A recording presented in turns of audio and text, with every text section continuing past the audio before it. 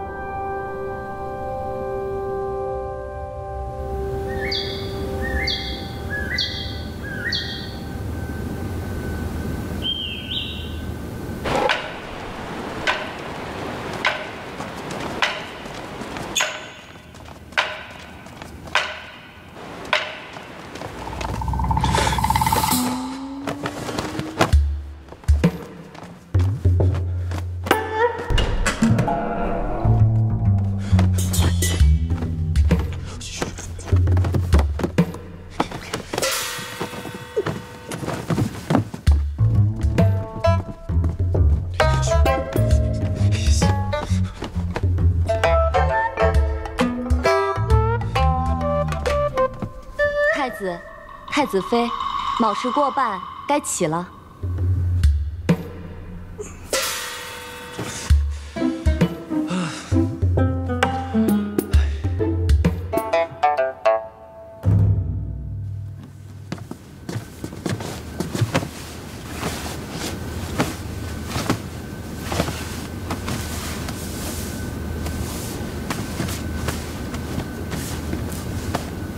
太子殿下。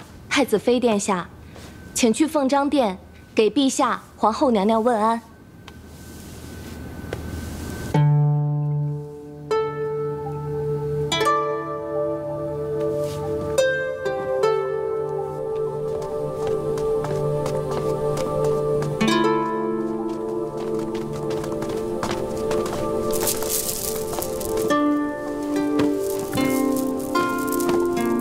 心腹奉茶。父皇。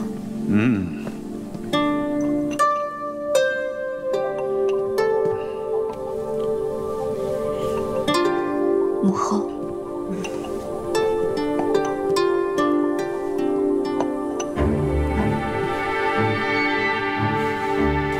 起来吧。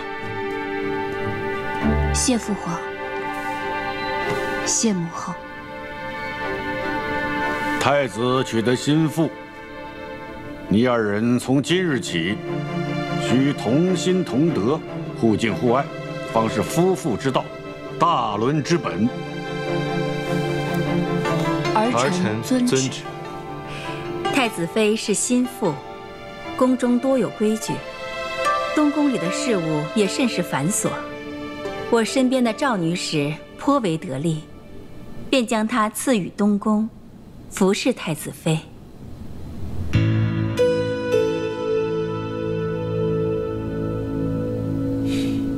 多谢母后体恤。母后，东宫里的人多得很，侍候太子妃的女官、宫女不下100人。既然是这么得力的人，不如继续留在母后身边吧。你们男人呐，哪懂得做心腹的难处？ 若没有一个得力的女官帮衬，不知道要费多少力气和心思。既给了太子妃，太子便不要推辞了。是。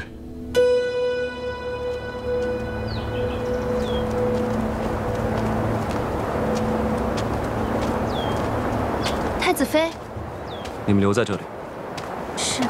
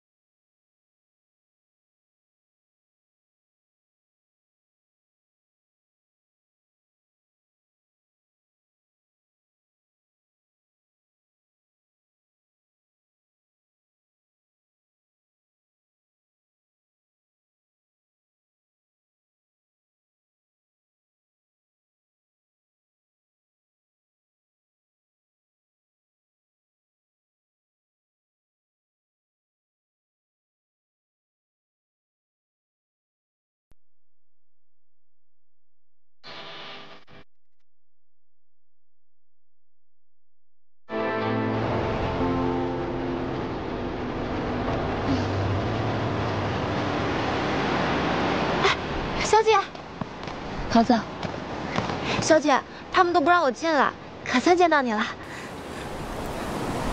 怎么脸色这么差？才1个晚上，就好像瘦了些呢。阿英没胃口，昨晚到现在滴水未进。你去做一些甜汤，看她喝不喝一些。是。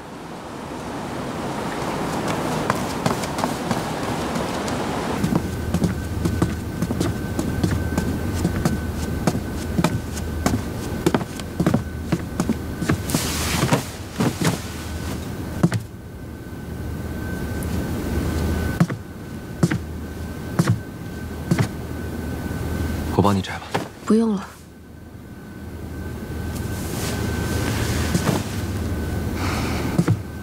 一会儿吃些东西再睡吧。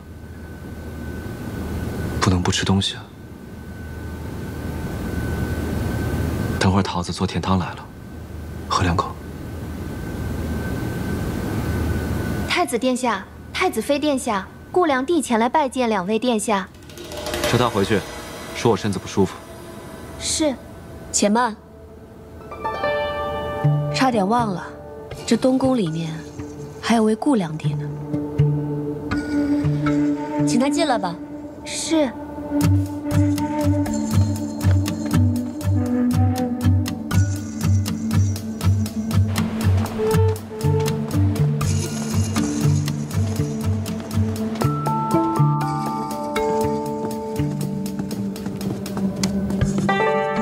拜见太子殿下、太子妃娘娘。免礼。是。原本一早就该来给太子殿下和太子妃娘娘问安，但想着今晨太子殿下和太子妃娘娘都要去凤章殿给陛下和皇后娘娘问安，所以直到此刻晚娘才来。明日臣妾一定5更就来，侍候太子妃娘娘梳妆。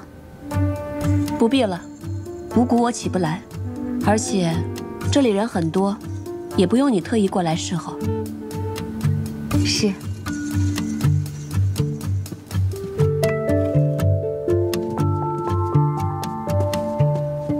臣妾修了一幅鸳鸯图，恭贺太子殿下与太子妃娘娘大婚。修得不错，娘娘谬赞了。自从太子殿下大婚的消息传来，婉娘心里是比谁都高兴。一来是婉娘有幸与娘娘算得上是旧识，知道娘娘是睿智爽利之人，没有半点女儿家的扭捏；二来娘娘成了太子妃，太子殿下心里高兴，婉娘自然也心中欢喜，觉得有了主心骨。顾良娣这副鸳鸯绣得确实不错，刚好我这儿还缺一个屏风，那就再帮我绣一个大绣屏吧。不麻烦你吧？娘娘真是太客气了，不麻烦。娘娘看得上是婉娘的福气。那就好，我累了，你先回去休息吧。是，臣妾明日再来给娘娘问安。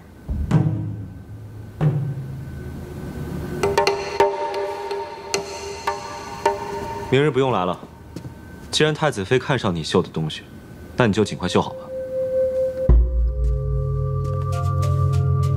是。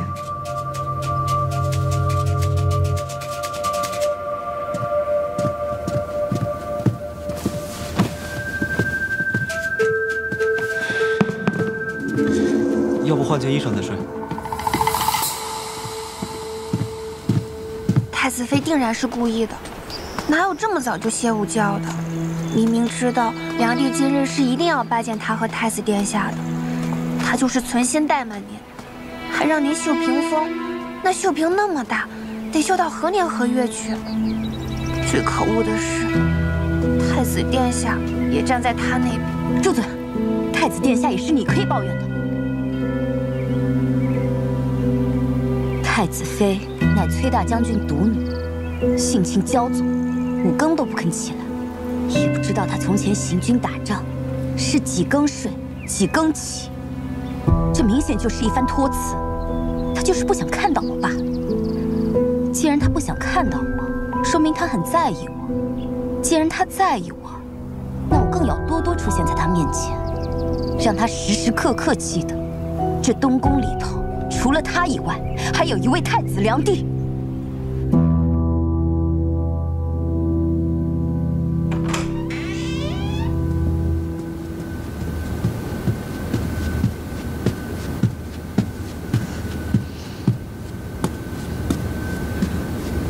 殿下。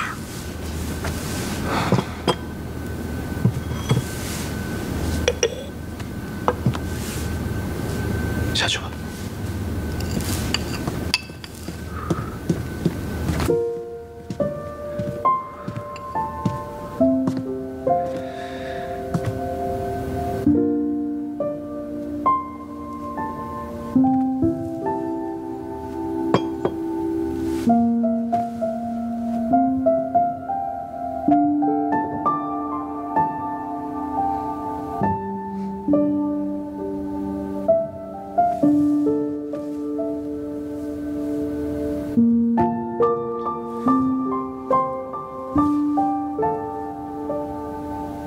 汤到了，桃子刚送来的，喝2口吧。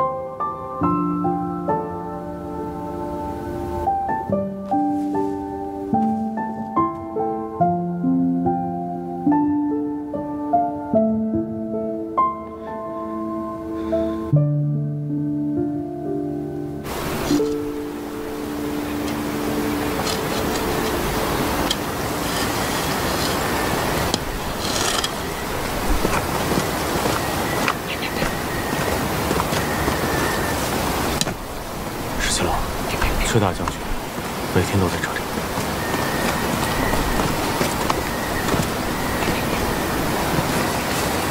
赤大将军，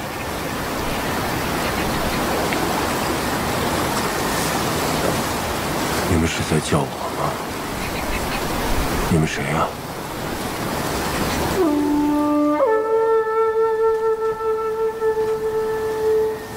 你们看。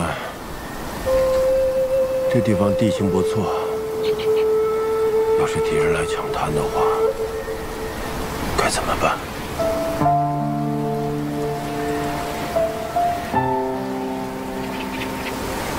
敌军几何，我军几何？若是敌我相当，自然是在那儿用上弓箭；若是敌军数倍于我，便布上荆棘，左右侧翼用箭；若是我军数倍于敌， 便中流击之。说得不错，咱们崔家军有你这样的后生，也算是难能可贵。告诉我你的名字，我将来升你当队长，好好立功，前途无量。大将军，我叫李尼。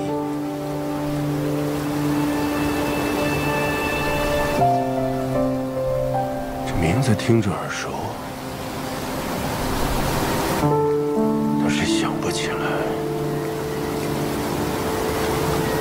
你的样子，我好像也在哪儿见过，可是记不得了。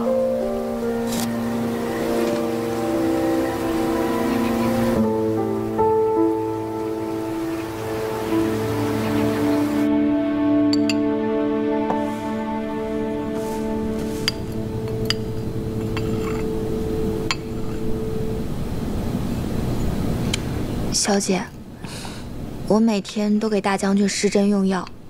大将军虽然清醒了一些，可还是有很多事情都不记得了。阿爹这是心病，只怕是施针用药都治不了根本。咱们还得再想想其他的法子。我回去以后再多查阅一些医书，看看。 还有没有未用过的医治之法？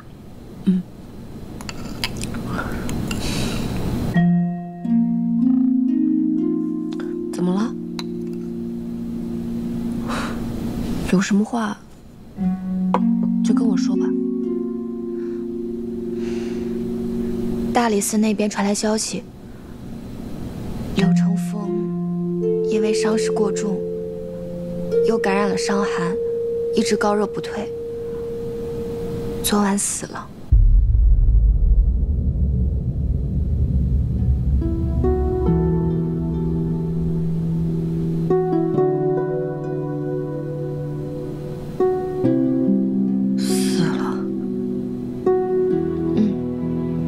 殿下大婚，陛下下旨要大赦天下，大理寺就以为柳成风也要被赦免，所以就将他从单独的牢房换到了大狱里。谁能想到，大狱里有个犯人得了伤寒，陆陆续续传染给了好几个人，也传染给他了，就这么死了。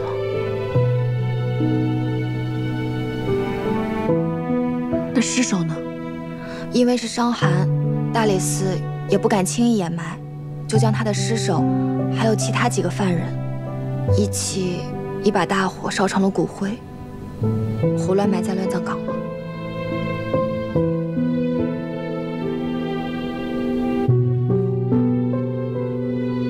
我知道了。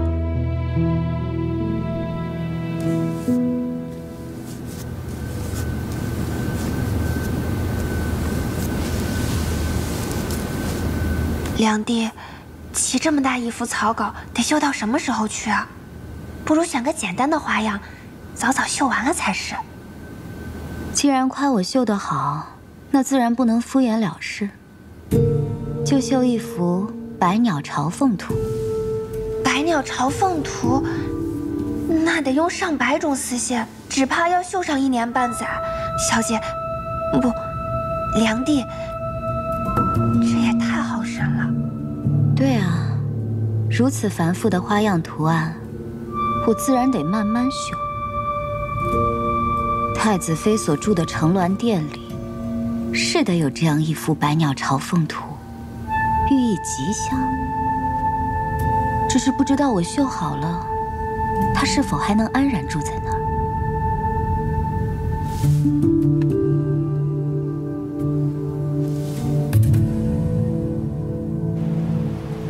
我也老了，以前哪有这耐性啊？钓什么鱼呀？下水捞几条，岂不痛快？可是后来一琢磨，这钓鱼跟射符非常像。你看，往水里，哎呀，撒上鱼饵，诱之以利，然后还要沉住气，等鱼真的上钩。你看，是不是跟射符很像？大将军，跟我讲一讲崔家军吧。崔家军这说法，文宗年间就有了。那时候街书人老来抢粮食，我太爷爷的大伯就组织崔家的子弟起来反抗。这一来二去啊，就有了崔家军。后来陆续扩张，朝廷也给了粮饷。崔家的子弟总是要上阵杀敌，死得早，所以长辈们总是张罗着早点结亲生子。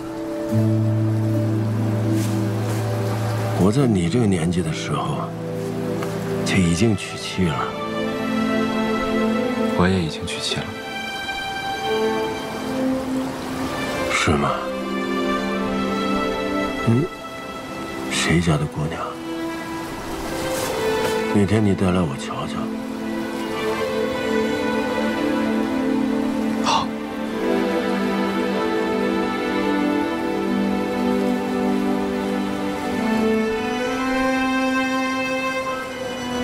可惜啊，我的娘子。有一次，我带兵出城去打仗，城里只剩下老弱妇孺。敌人来袭城，他带着娘子军奋力反抗，没有后退半步，就这样战死殉城了。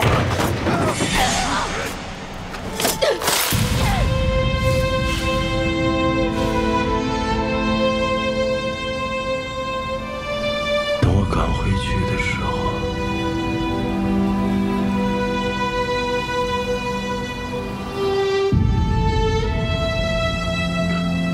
最后一面都没见着。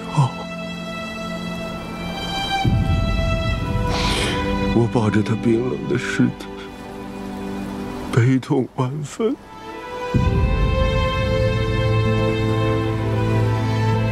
还好，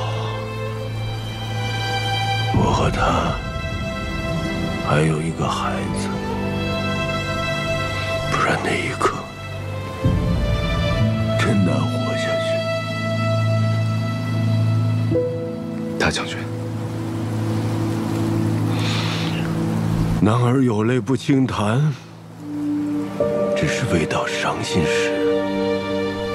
我娘子和我结离10多年，跟着我在瀛州戍边，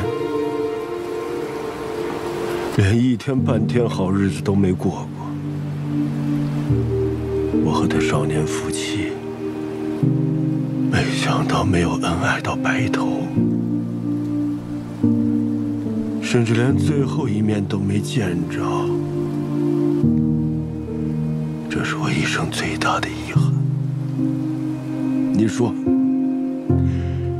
有再大的功业，又有何用？那是我心里最大的憾事。当时我心里只有一件事，就是报仇，替娘子报仇。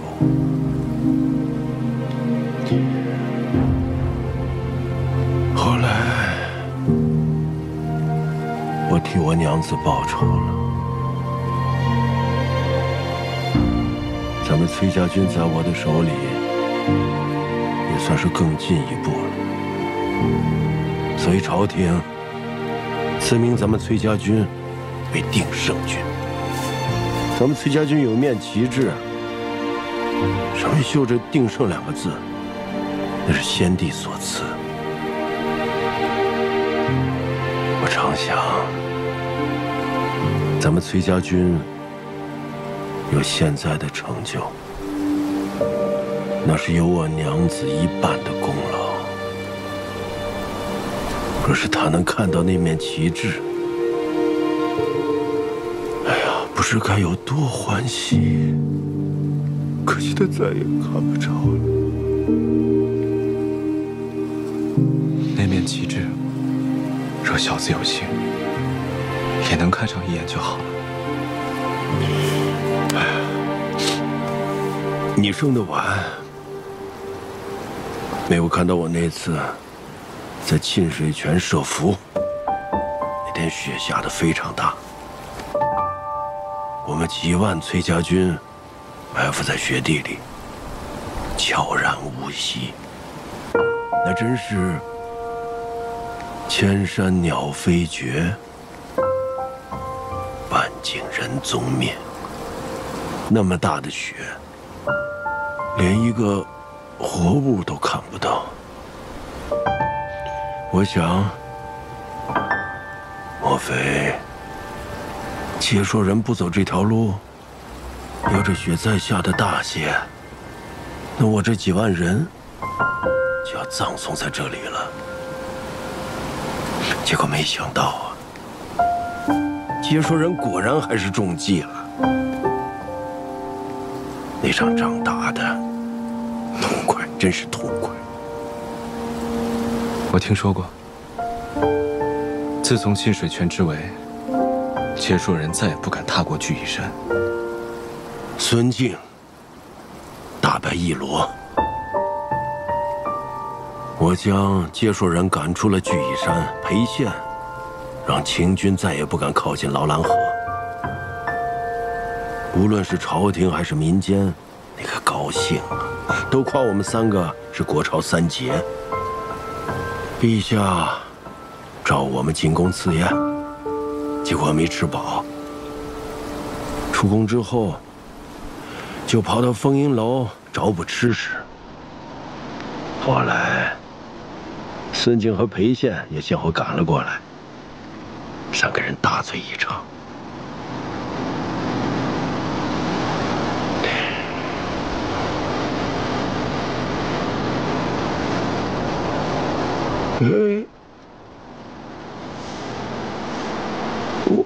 我好像想起来你是谁了，你过来。你是裴健的儿子，裴莽。那年你13岁，你牵着马在丰营楼下等你阿爹。你阿爹醉得上不了马，你还怪我和孙静，把你阿爹灌醉成那样。大将军，裴莽是我的兄长，我是裴元。哦。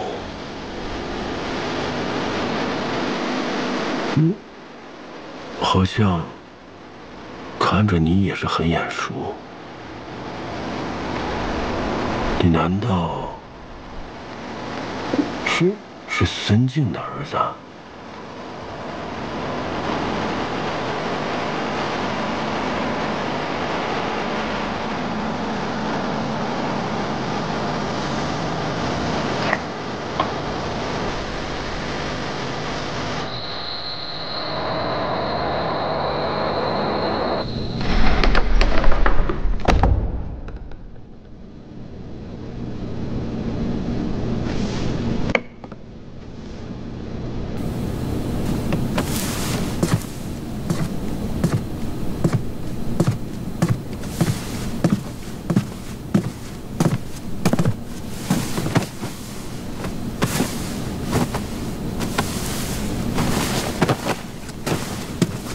等等，地上凉，这床被子你也垫着吧。不用了，一共才2床被子，你盖着吧。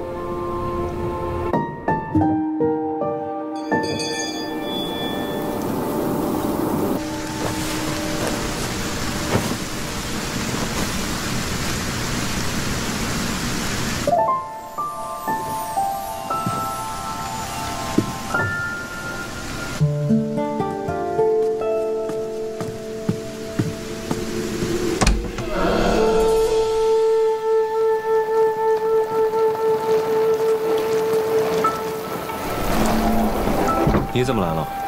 臣妾是来侍奉太子妃娘娘的。因今日花好，臣妾亲自去花园里折了一些，供太子妃娘娘插并赏玩。太子妃现在还睡着？是。太子妃说五谷她起不来，所以臣妾怕打扰她，就在这儿静静候着。不用了，太子妃向来不喜欢这些花花草草，都拿回去吧。殿下。他让你绣屏风，你先把屏风绣好再来。是。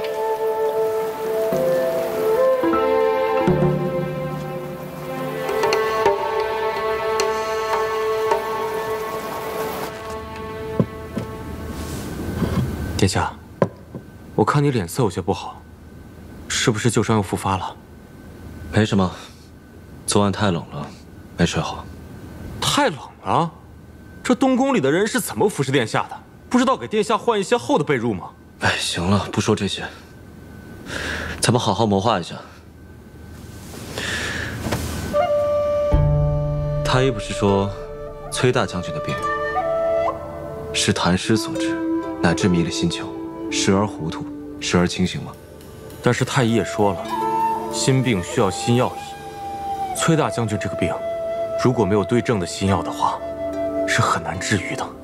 太医说，要么击一击，将崔大将军胸口的淤血击出来，8成能好；要么就顺势而为，让崔大将军重新领兵打仗，8成也能好。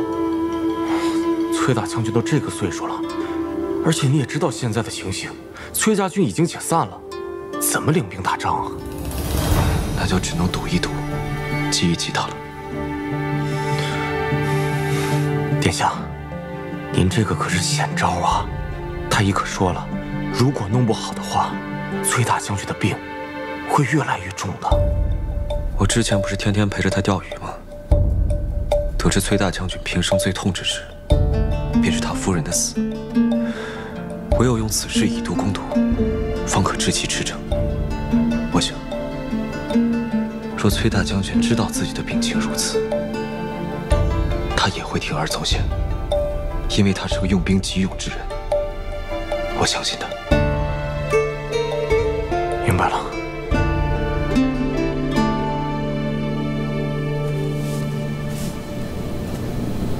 小姐，小姐，东宫这里的花园好大，我看这些花开得特别好，就给你摘了一束。哦，正巧，路上还遇见了太子殿下，他还问我这些花够不够，要是不够的话，后面花圃里还有呢。他还问你来了东宫以后吃的习不习惯，要不要再单独给你设个小厨房。你们先下去吧。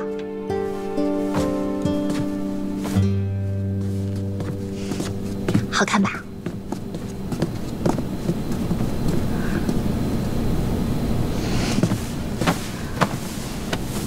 怎么啦？还在跟他生气啊？他刚刚那副样子，倒像是着急想跟我打听些什么呢。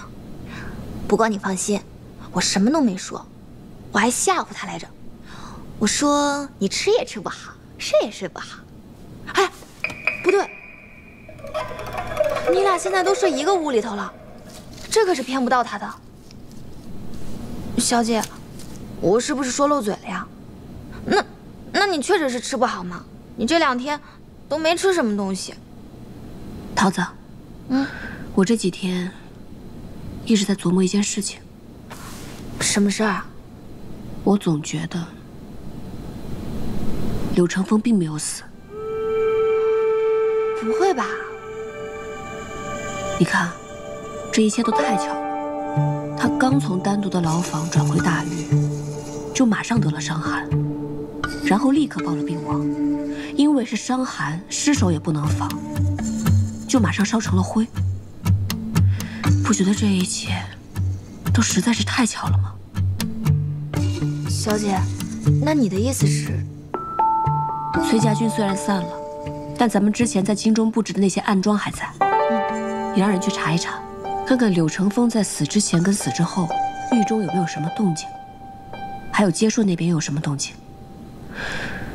我总觉得柳成风跟接硕都不会善罢甘休的。这是接硕他们刚刚派人送来的药。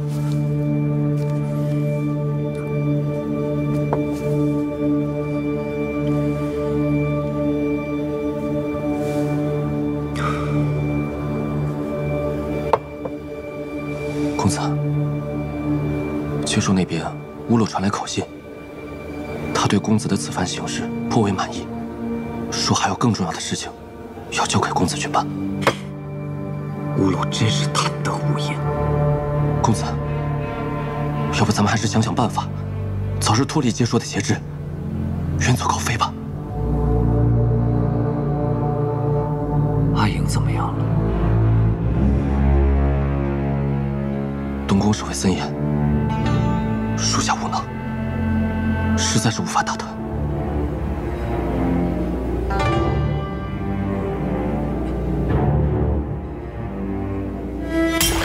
公子，阿树，不要急。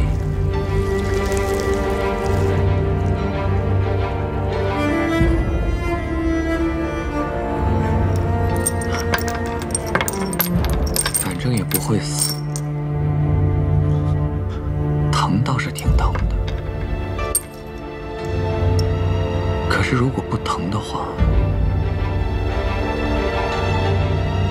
怎样才能记住那种痛彻心扉的感觉？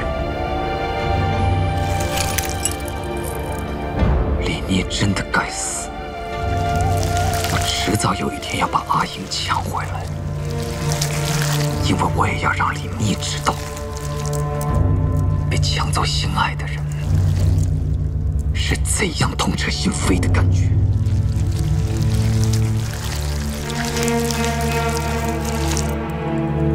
啊，殿下，实不相瞒，家中老妻实在是放心不下小女啊。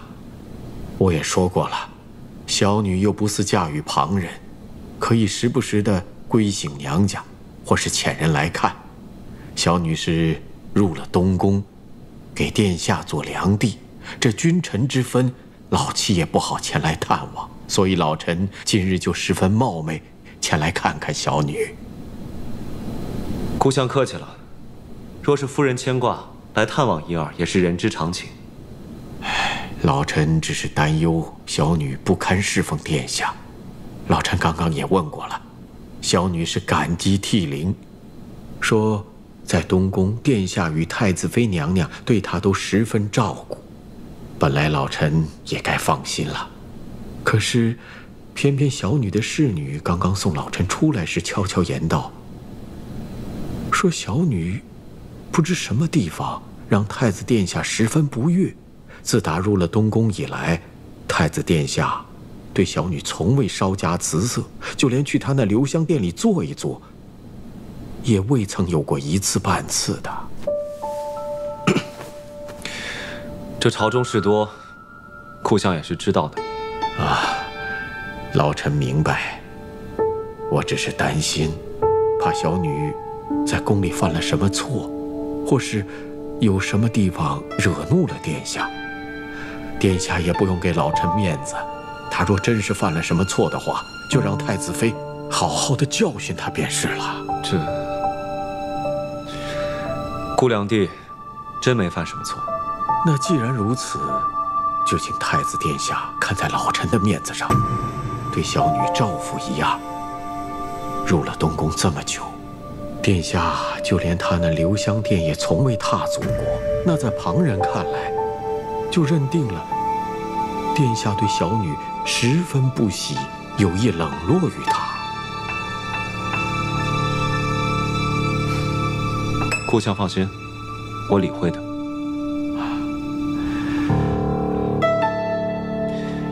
你去告诉桃子，让她跟太子妃说，今晚我不去跟她一起用晚膳了，我要去跟顾两弟一起用晚膳。是。还有，一定要让桃子告诉太子妃，然后再来跟我回话。是。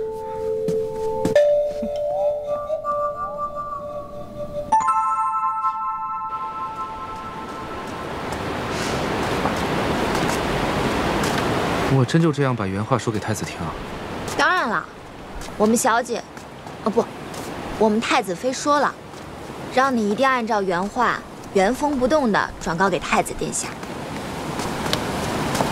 那好吧。快去吧。哎，桃子，我们好不容易见一面，你就要这样子赶我走啊？我不是赶你走，不是你说的吗？着急回太子殿下的话。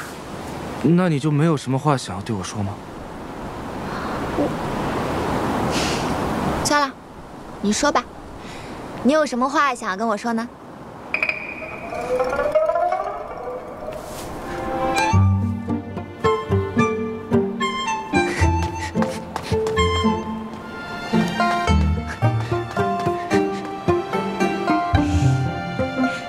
傻子，跑那么快。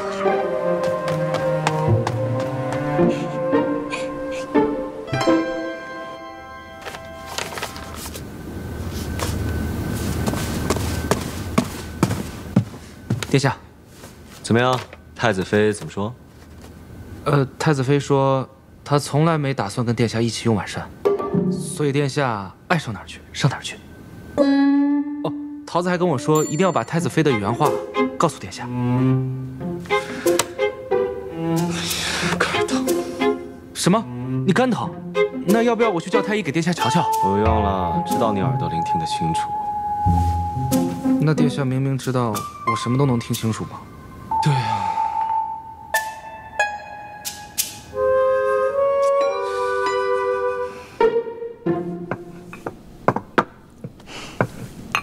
良弟，太子殿下来了。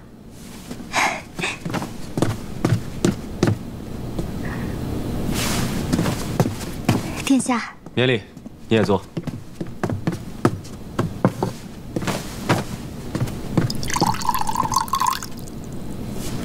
下午听说殿下要来用晚膳，这些菜都是我们梁帝亲手做的。不知殿下口味，我就按照以前奶娘教我的，做了一些家常小菜。你们先出去，我有话对梁帝说。是。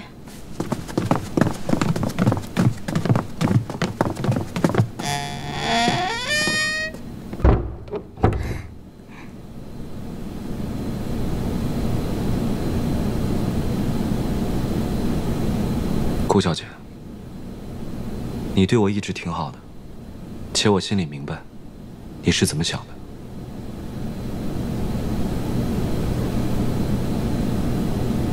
我知道殿下厌弃婉娘，觉得我不知廉耻。趁殿下不在京中，陛下赐婚，我就入了东宫。可是，其实婉娘也是没有办法。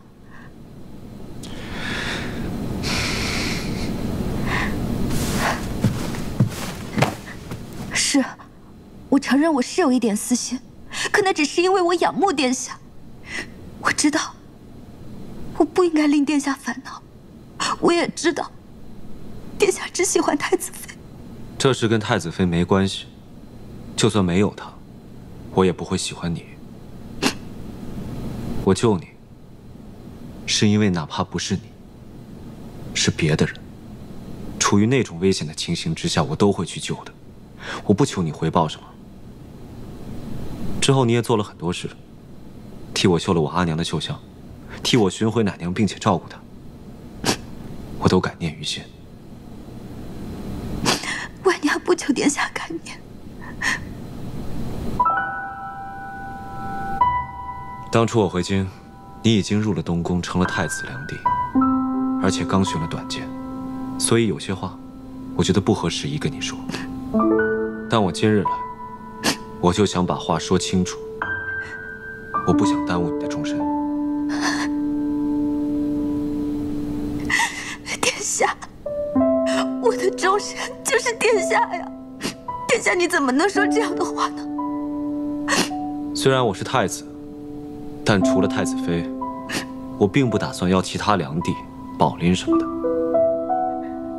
我知道我现在逐你出东宫，等于逼你去死。所以你就在东宫好好住着，我偶尔也会来坐一坐，让你面子上过得去。在这东宫里，也不至于难堪，但我不会和你有任何情分，只能让你担着良帝这个虚名。不过你不必拘着，等你将来有了意中人，告诉我一声，我安排你假作病逝也好，出家为道也罢，找个由头，将你送出东宫。改名换姓，从此以后与意中人成亲。你还这么年轻，应该与一个两情相悦的人共度一生。可是婉娘只喜欢殿下，婉娘只想跟殿下共度一生。殿下说这些，就好像拿着刀在婉娘的心上割一样。婉娘实在不知道自己哪里做的还不够好，让殿下这样厌弃婉娘。你哪里都好，只是我不喜欢你罢了。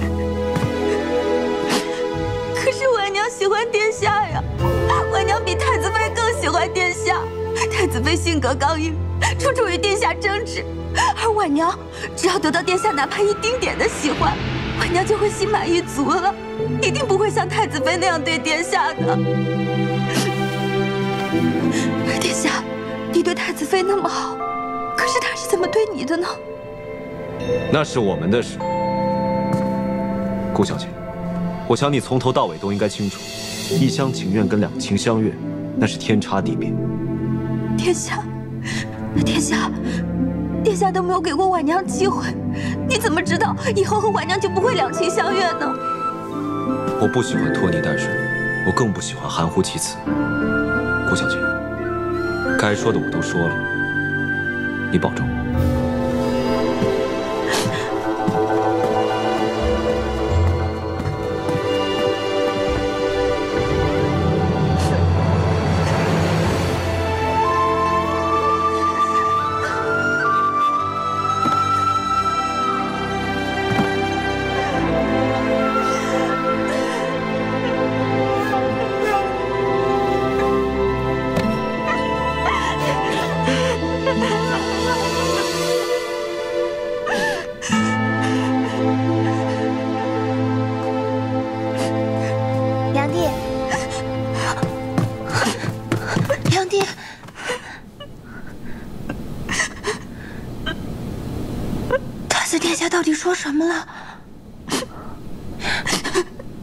像殿下一点也没吃啊。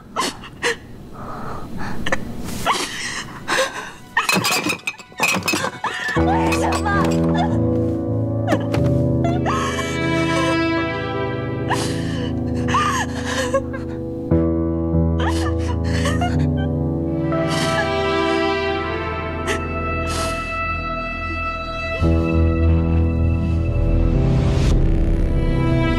太子殿下说，要我好好待在这东宫里，他会常来看我的。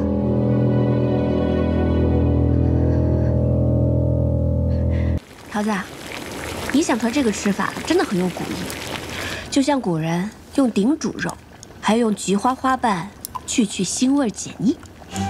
是啊，这锅子下面生着火，煮肉的时候一定要这样涮着，这样的话肉才不会煮老呢。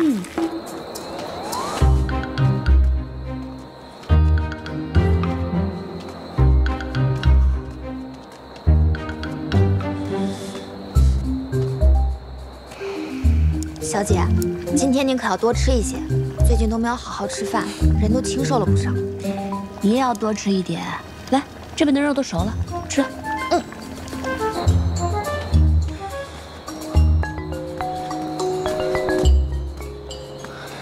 石七郎，这天也太冷了，要不咱回去吧？我都跟他说了，我要去顾良娣那用晚膳，他还装作一副满不在乎的样子。你说，我是不是该晚点再回去？石七郎，其实我没太听懂，你说太子妃都满不在乎，你为啥还要在这儿走来走去？晚些再回去啊？哎呀，我真不知道桃子为什么会喜欢你。他说他就喜欢我这样傻乎乎的样子。是啊，这可不是吗？萝卜青菜各有所爱，傻子真是傻人有傻福。桃子能喜欢我，确实是我的福气。石七郎，你真不回去啊？不回去。那你要不回去的话，我就先回去了。桃子跟我说，她今天做了我从来没有吃过的新鲜吃食，说要我回去一起吃。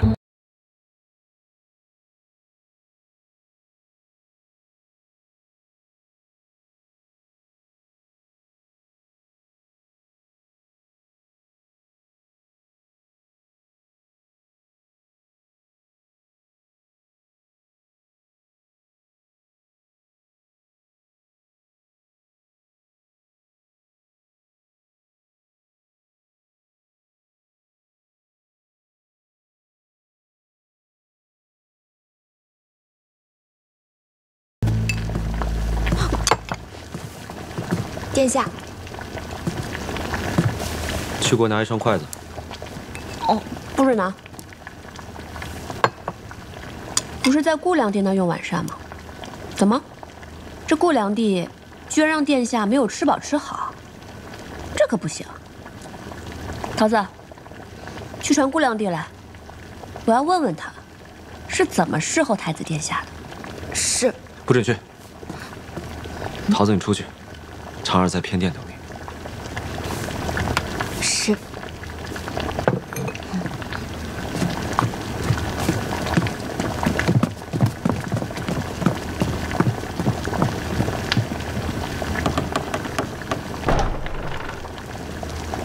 殿下这是怎么了？就算是顾良娣没有侍奉好殿下，难道我还问不得了？我还要问问你为什么要生气呢？是因为我去顾良娣那儿用了晚膳呢？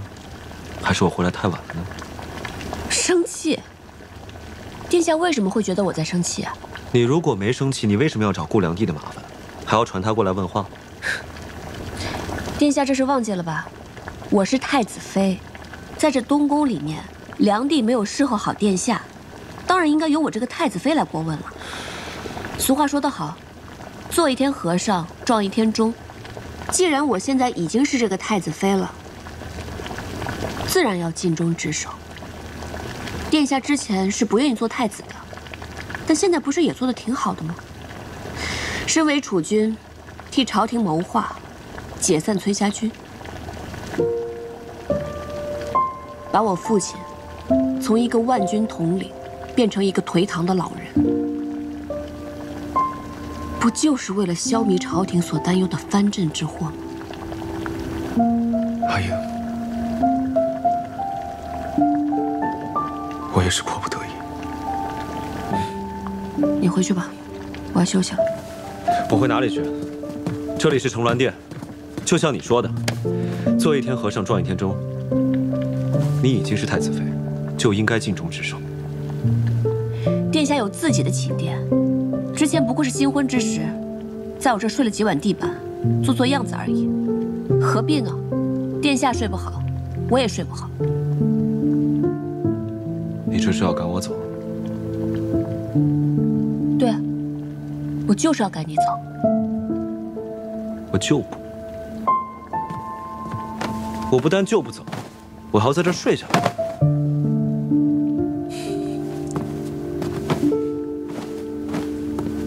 殿下今晚就算不愿意走也得走，我今天晚上不想再睡不好了。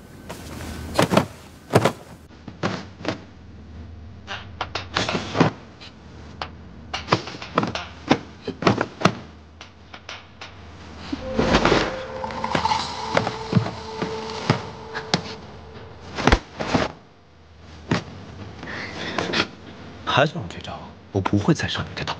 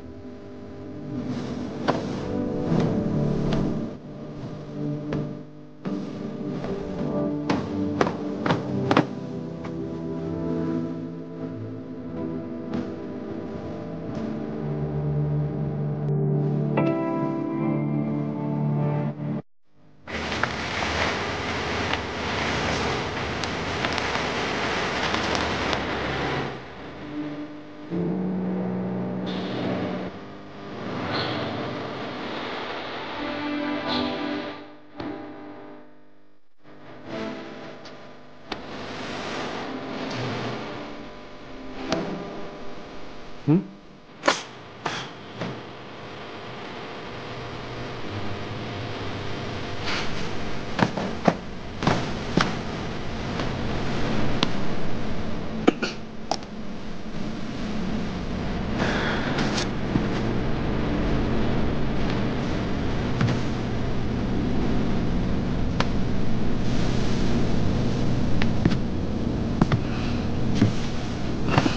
殿下醒了。昨晚，我们……殿下不用放在心上。些许小事而已。小事？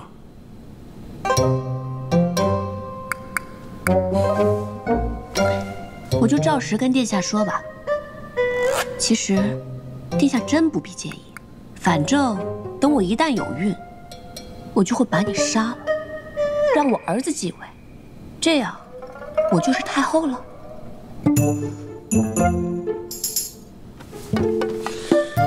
怎么，殿下又觉得自己上当受骗了？但你也没吃亏啊。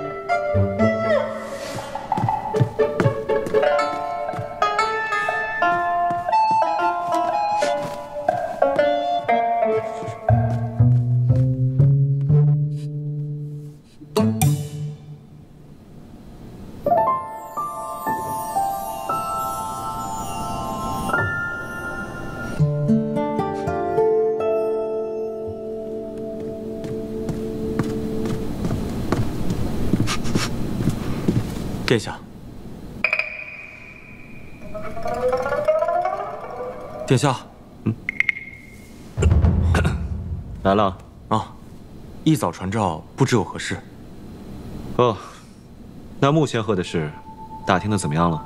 他并没有遮掩自己的行踪，只是这个人呢，疏懒张狂，无论什么达官贵人，或者是一掷千金，他都不为所动的。看来这位穆仙鹤想要打动他，绝非易事。小姐，小姐，啊，小姐，你怎么突然穿成这样了？哦，我想着你说接触的事情有些眉目，那今天正好可以去追查。哦，是有一个接受人打扮成西凉行商的模样，最近都有在出入西长京，据说是接受首领乌洛的亲信之人，但是这个消息也不确定是真是假。还是要亲眼见一下这个人才好。真的吗？难怪今天太子妃娘娘这么早起，是自己梳妆呢。我给太子妃娘娘奉茶，看得真真的。她虽然用脂粉遮掩，可她那脖子上好几处呢。唉，留香殿的顾良娣只怕是要气死了。眼见他是先进的东宫，谁知太子殿下连眼角都不曾瞥他一下。一个是硬塞给太子殿下的，一个是太子殿下心爱的人，那能一样吗？那宫人还说，顾良娣乃是陛下赐婚的，太子妃却是太子殿下冒着大雨，在景德殿前跪了整整1天，跪得都吐血了，才苦苦求取来的。一个是硬塞给太子殿下的，一个是太子殿下心爱之人，那能一样吗？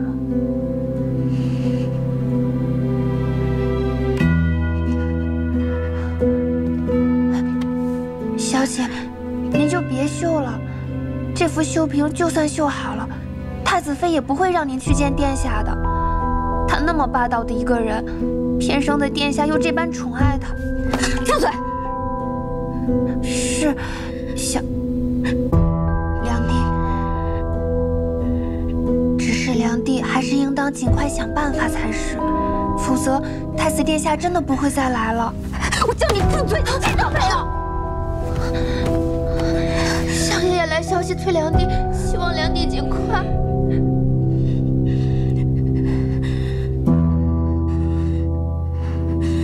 殿下，这个穆仙鹤特别爱吃丰英楼的菜，有钱的时候每天都来，没钱的时候隔1天来1次，但是柜上都会给他记账，有钱的时候在一起。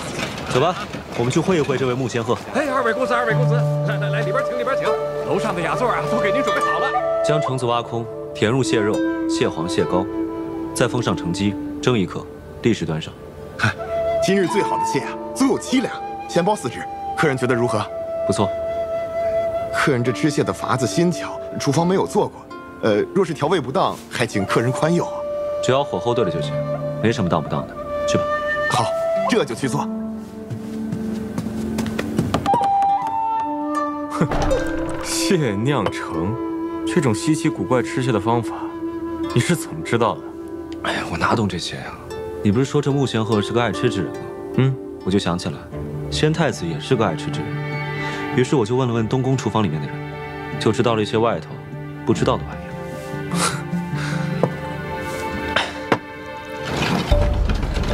小姐，那个半庭行商的，今日就在这儿喝酒。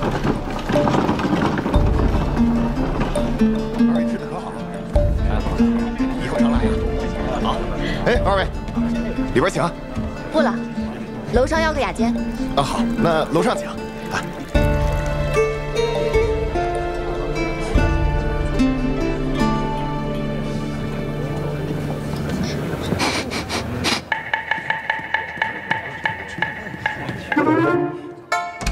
蟹酿橙。哎，穆先生。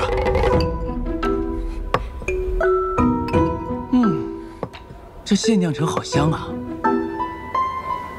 哎，二位，在下闻香而来，不知可否让我尝上那么一口？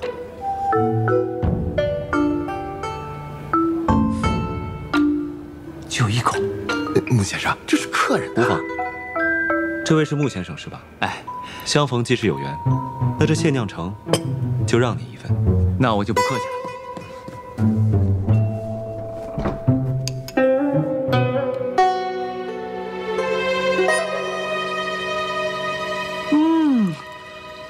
极品呐！你说这东西是谁想出来的啊？把新鲜的蟹肉酿入城中，再撒上橙鸡，以解蟹之心，这是极品呐！你们二位应该姓裴吧？不对，姓李。也不对，你们姓顾。先生为何如此猜测？能想出这种吃法的人啊，非大富大贵之家不可。所以开始我猜你们姓裴，但一想，这裴家一群武夫应该不怎么懂得吃，所以我猜你们姓李。但这转念又一想，这李家人死的也差不多了，而且新皇也没听说他老人家有多么爱吃，所以啊，你们八成姓顾。家中有叔父深爱美食，所以便有这种做蟹的法子。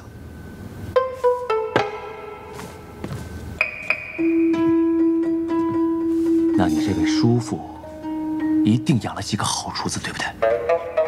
唉，可惜叔父早逝，家里的厨子辞去了失之有罢。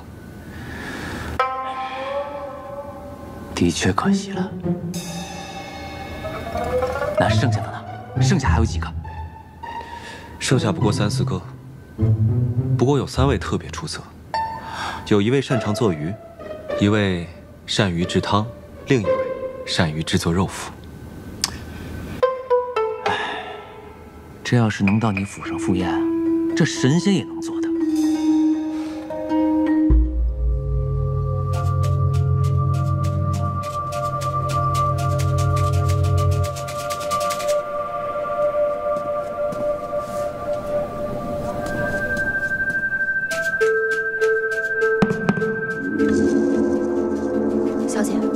刚刚那个行商是不是接硕人？嗯，那是乌洛的堂弟，叫乌延。乌洛对这个人很信任，我在瀛州的时候见过他，别人不认识，我是认识的。那他偷偷潜入西长京，想要做什么？肯定没什么好事。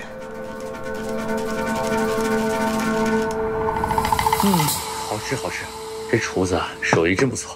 那多谢二位款待，在下就告辞了。再会。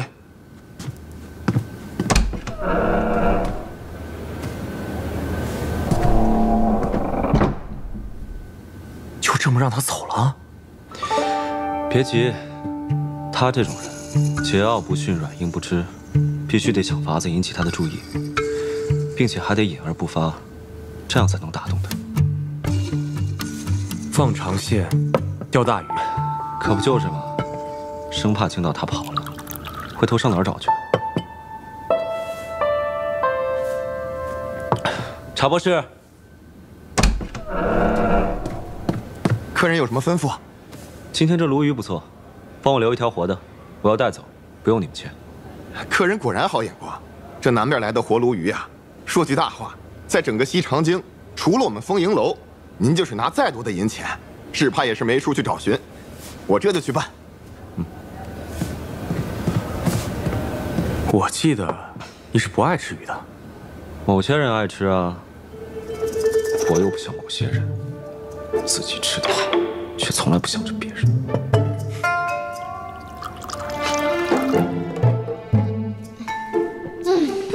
这顿饭吃的可真是太饱了，还是外面的东西好吃啊。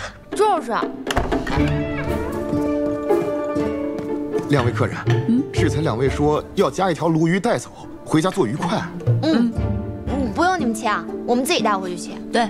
可初夏呢，只有1条鲈鱼了，而另一位客人呢也十分想要，就问能不能多出1倍的价钱，请将这条鱼让给他。不行，这条鱼是我先点的，得归我。什么？加钱也不行吗？这客人说是他先要的，不肯相让。这样吧，你带我去一趟，我同他们说。哎，好。两位客人，这位想要鲈鱼的客人真的十分诚心，前来亲自相求。两位客人，我知道不应该夺人所好，但两位若是肯将鱼让给我，我愿意代付2位酒宴的账，并再送上一笔银钱。家中娇妻深爱此物，若不能将鱼带回去的话，只怕回家要跪算盘。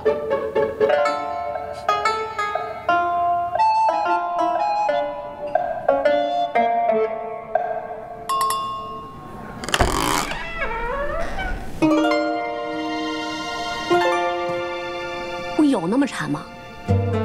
跪算盘？你们家有算盘可以跪吗？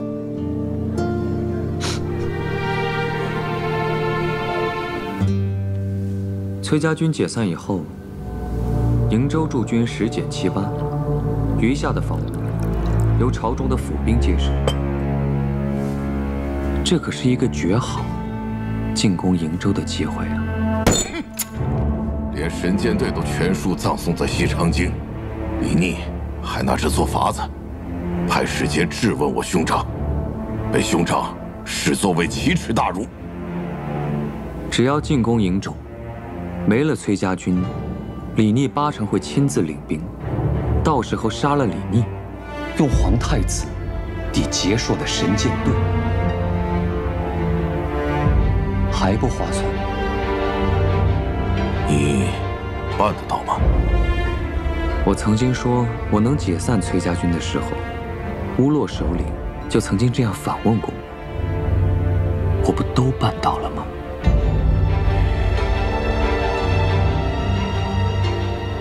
行，就再信你一回。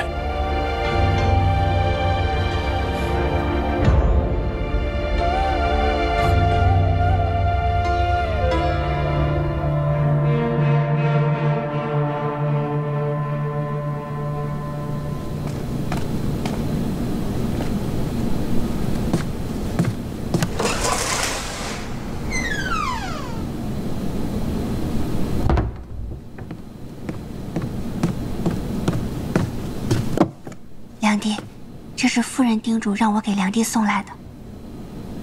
夫人，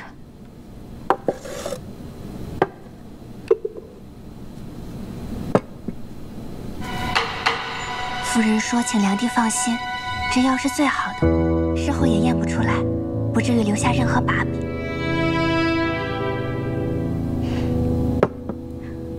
不行，殿下是何等精明心细之人，若是这样做，只会让他更加厌弃我。夫人说，梁帝不必瞻前顾后，家里人包括相爷都是这个意思。说是梁帝无法在东宫站稳脚跟，那相爷就白费了这偌多力气。能不能令未来天子称一声阿翁，全看梁帝了。此举不异于自毁长城，我说不可就是不可。是。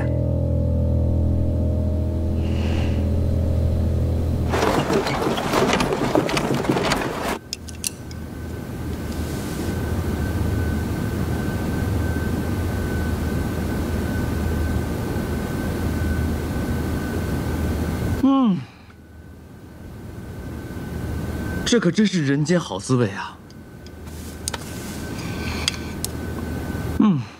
你说你叔父家厨子只擅做肉脯，我看这话过谦了。这肉脯难道不难？难的是五味调和，这可是绝世之才啊！世间难得是知音，我是个俗人，也不懂这些。既然穆先生说好，那自然是好。你倒不是俗人，你是个行武之人，而且你少年得志，地位尊崇。先生由何得知？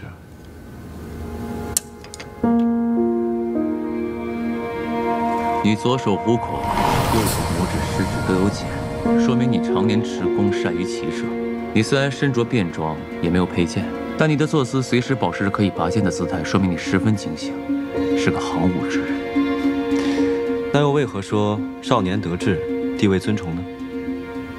你们二人虽然隐匿身份，但上次的限量城和这次的肉脯，都绝非大富大贵之家不可出此菜肴。你再看他，虽然他每次都坐在你的下手，且说话行事之前必先得到你的示意，但他这通身的气派已经是一位世家子弟了，而你，明显地位比他更高，所以难道你不是少年得志，地位尊崇吗？你们家是不是有很多好吃的东西，甚至是外面听都没听说过、见都没见到过的？是又如何？我就知道事出反常，不然你又何必到我面前来炫耀呢？先生是个机敏之人，目光如炬。不过我确实没什么恶意，若先生不肯，便带上肉脯离去，我绝无二话。行，你说说吧，找我办什么事儿？我若办不到的话，再走也不迟。听闻先生擅长做戏法，如同神仙一般，能够幻化万千景象，所以我想请先生变一场戏法罢了。没想到你也是个贪求神仙之术的人。实不相瞒，这个世上没神仙，我变戏法养上的不过是世人的贪念所使的障眼法罢了。话不投机半句多，你枉有富贵。还是好自为之吧。是也，非也，立而忘之。帝司李夫人，乃至于会有招魂之举。而我等，是为了一位长辈的心病，所以才想一求穆先生。所以你要我变戏法给谁看？一位长辈，男的女的？男的。姓什么？崔。这崔老头是做什么的？领兵打仗的大将军。是平凉大将军崔乙吗？是。那我若帮了你，你家的厨子立刻去先生府上，每日一道新菜，做足3年。好，那一言为定。这崔乙是条响当当的汉子，变戏法给他治心病，我愿意。不过呢，我还有最后一个问题。先生，请问，你是不是姓李啊？姓李又如何？不姓李又如何呢？也对，那我就当你也姓裴吧。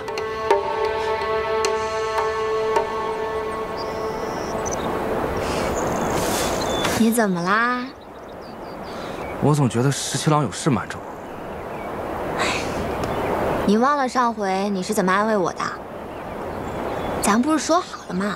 他俩之间的事情，有时候我们就不应该过问太多啊。可是他现在去哪儿都不带着我，有时跟小裴将军出去都匆匆忙忙的。那你是觉得殿下不带你出去，不告诉你，是因为他不相信你吗？不会的，他绝对不会不相信我的。那不就得了吗？也是，反正我也有事情瞒着他。你有什么事情瞒着他？这是什么？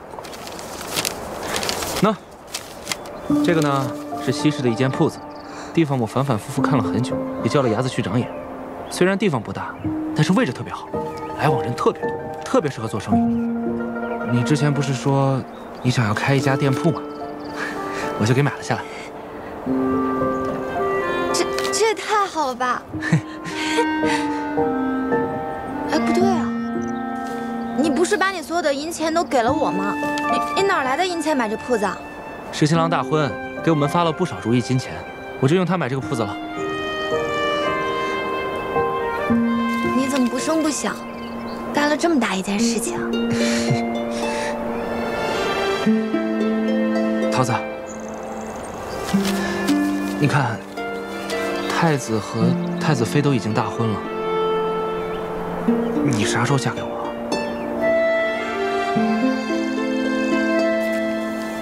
这个事儿嘛，我可得好好想想。那你要想多久嘛？想多久这件事儿，我也得好好想想。你就不能给我一个确切的时间吗？你着什么急啊？我都说了，我得好好想想。哎，桃子，桃子，你到底要想多久嘛？桃子，你就不能现在回答我吗？当然不行了。哎，桃子。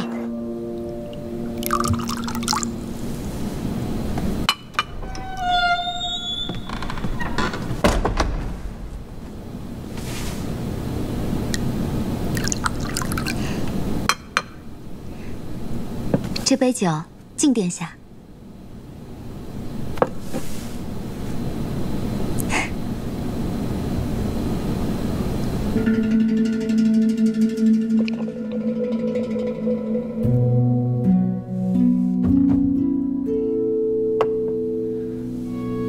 这酒烈得很，你不要再饮了。是。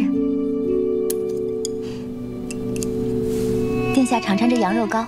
是臣妾的母亲送来的，制法和外面不同，您尝尝味道。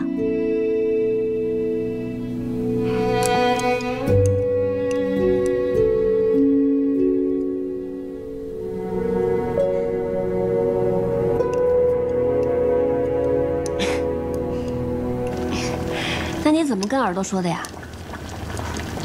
我就跟他说，这么重要的事情，我可得好好想想。然后他就问我说：“那我想这个事儿，你得想多久？”我说：“那这个事儿我也得想想。”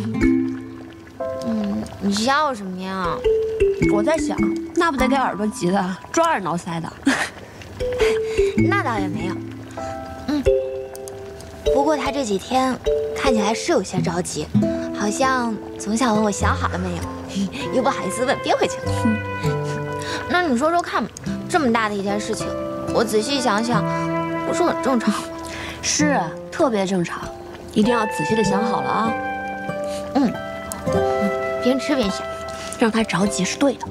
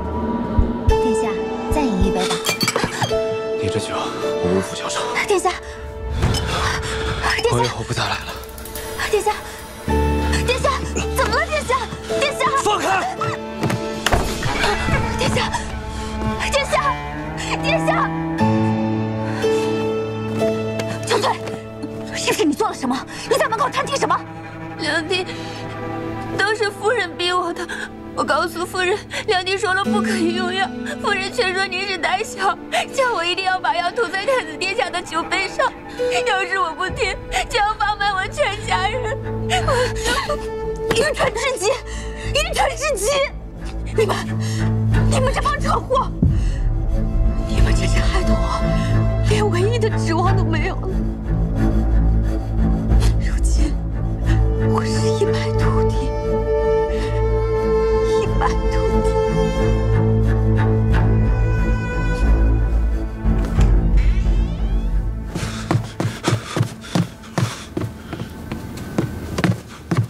殿下做什么？你干什么？我要罚你。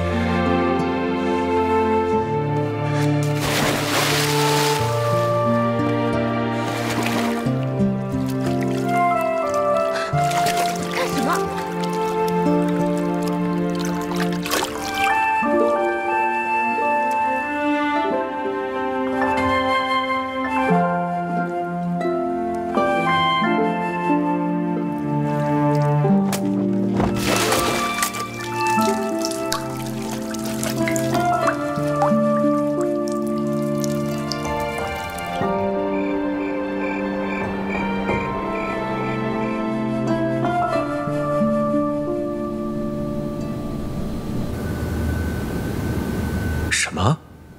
竟有此事！如今可谓是一招不慎，满盘皆输。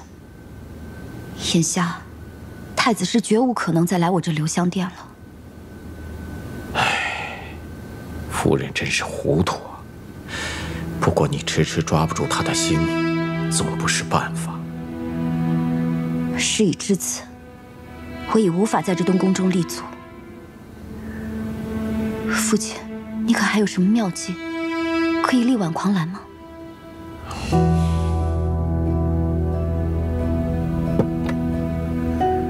为今之计，只有釜底抽薪了。父亲的意思是？太子妃锋芒太盛，可惜这世上月盈则亏，水满则溢。万一天年不测，他突然间死了，太子殿下纵然是伤心一时，也是无力回天呐。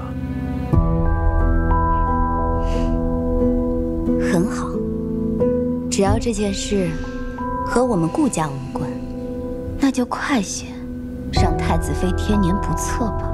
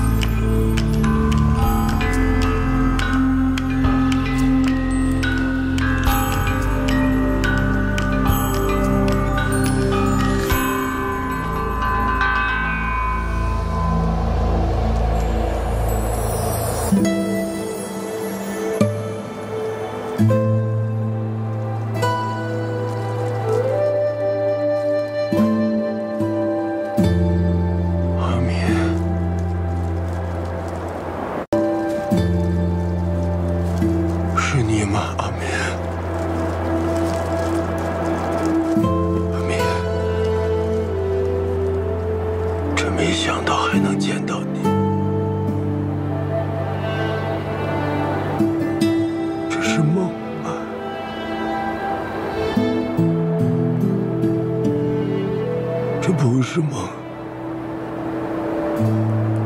我终于见到你了。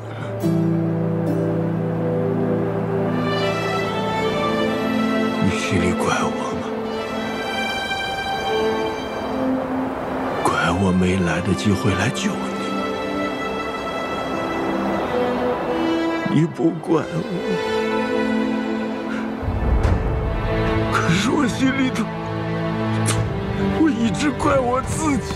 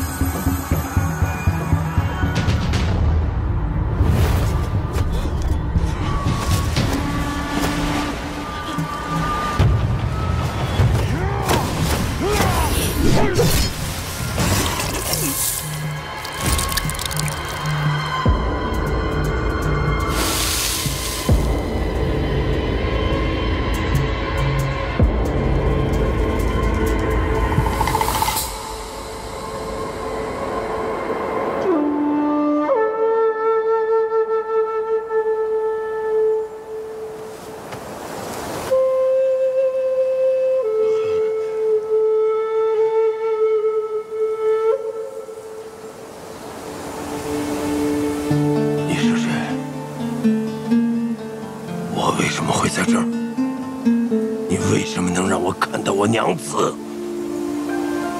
你们可以进来了。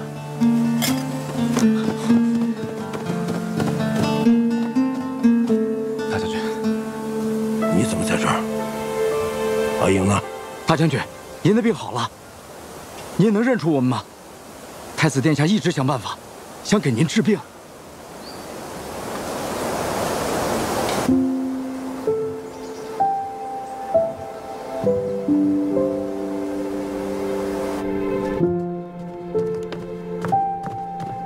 阿爹，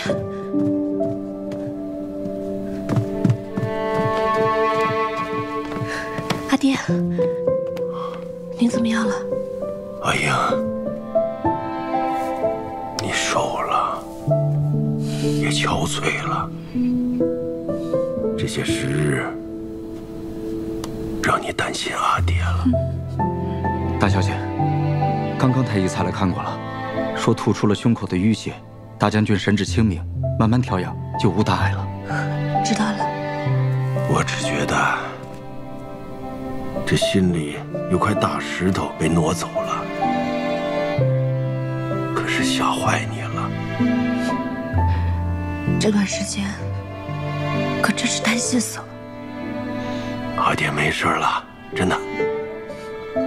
这些日子就像做梦一样浑浑噩噩。 现在总算是明白过来了。但是阿爹，您的头发全都白了。傻话，阿爹老了，头发自然会白。阿爹都是要做阿翁的人了，头发怎么会不白呢？嗯。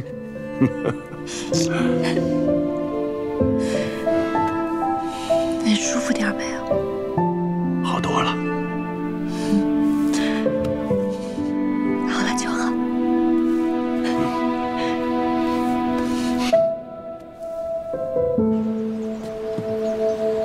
事先怎么不告诉我？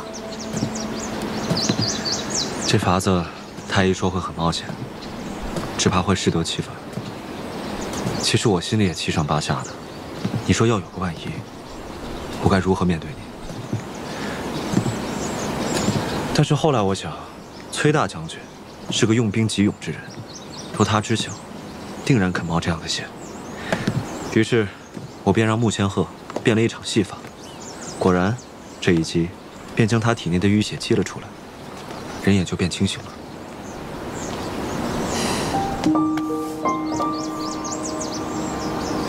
17郎，谢谢你。我辛苦这么久。 你只说一句谢谢吗？那我要怎么谢谢你啊？现在还想不出来，可能再过几个时辰，我就想出来了。你说呢？这次一定要好好谢我。对了，我有个要紧的事情要跟你说。柳成风之死。 我觉得很古怪，毕竟他跟接硕勾结之事并未终结。接硕的首领乌洛的堂弟乌延，前段时间扮成商人混进了西长京，我已经派人跟了一段时间，但这个乌延实在是狡猾，一不小心就跟丢了。我觉得此人定是图谋不轨，不安好心。接硕八成是想浑水摸鱼，这么明目张胆地混进来。 或许京中有人介意，我让长安、万年2个县的捕快清查一下文牒，看能不能打草惊蛇，让他们露出马脚。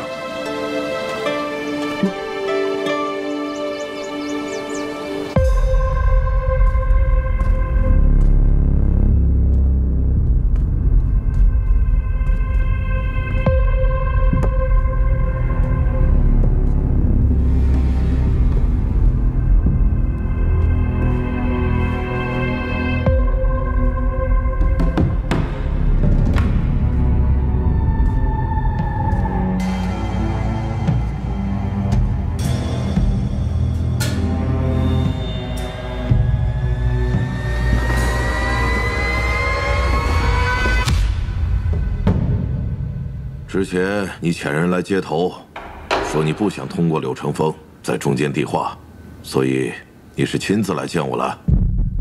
柳成风之前答应你们的事，都是我替他办的。但柳成风这个人，他怀有私心，若任他从中取利的话，会影响你们接硕的大事。所以我今天亲自来了，以显诚意。 你身为中原的大官，如今竟然愿意亲自来见我，你是想让我们接硕替你办什么吗？只不过是一件小事，希望接硕能够帮我料理。倘若接硕能够帮了我这个忙，那么你们所想要的领地、盐、铁、米粮，我都会暗中给你们办好。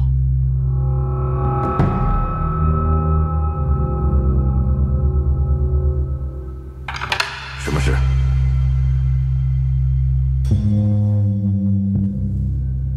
杀了太子妃崔琳，她是崔乙的女儿，相信你们接硕一定会很乐意吧？你是当朝首辅，杀了太子妃，你不惧怕会有什么后果吗？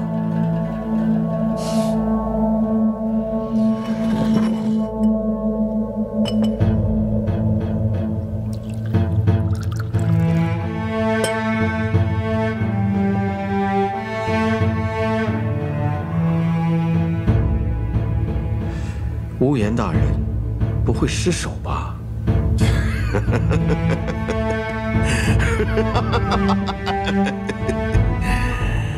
自然不会失手，不过就是杀一个女人。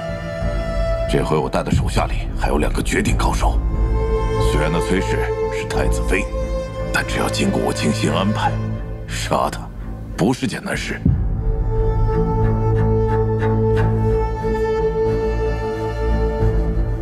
好，那么从今日起，我与接硕便是盟友了。接硕所求，我一定会尽力；但我的所求，也希望接硕能够尽力。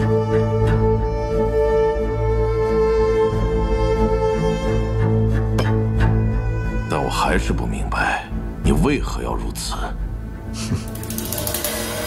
世人眼中，首辅位极人臣，富贵已极。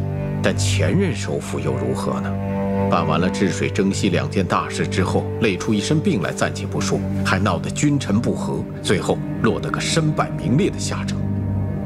家族子孙都发回原籍去种田。唉，当今天子是个糊涂的君王，昏懦无能且没有主见。我虽为相，且女儿在东宫做良帝。 可是我们顾氏合族的荣宠前途，总不能寄托在这样糊涂的君主身上。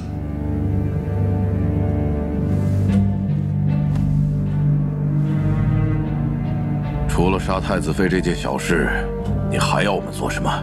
自然是我于朝中与你们相商配合。如果朝中有事的时候，我会暗中通知你们，让你们在边境出兵滋扰。如果朝廷派出的将领是我的人， 那么你们就诈败，让他立下战功。如果朝中派去的不是我的人，我自然会暗中想办法，让你们击败他。好，你这方法特别好。只要这仗打几年下来，那些军中立功升官的将领，就全都是你的心腹。我一个手无缚鸡之力的文官，想要暗中掌握兵权。 自然要想些别的办法。你这个人胆子不小，野心也不小，但是我喜欢你。你放心，只要你肯帮助我们接硕，我们接硕自然也会全力帮助你。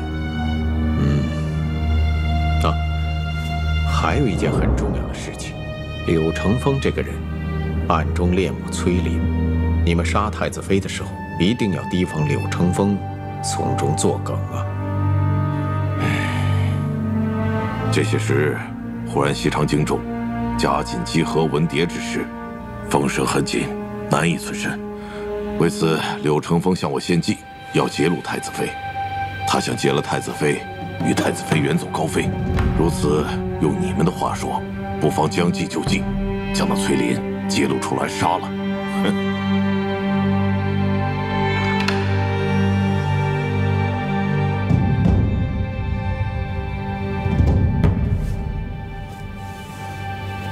自从返回中原啊，我这心里从未如此畅快过。如此，尽可以利用乌洛，只要带走阿莹，我便可和她远走高飞，往后就远离这一切纷扰。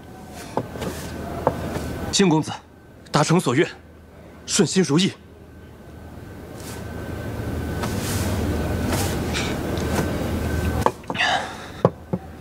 阿树，你改作跟我姓柳吧。你原本是孤儿，无名无姓，所以当时唤你为阿树。其实我也是一样，没有父母，也是孤儿。你若是跟我改作姓柳的话，那我便也有了亲人。谢公子慈祥。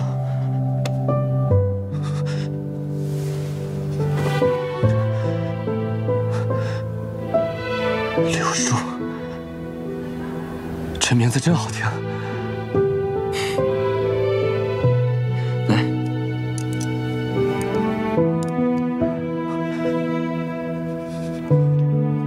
快吃。好，多吃点。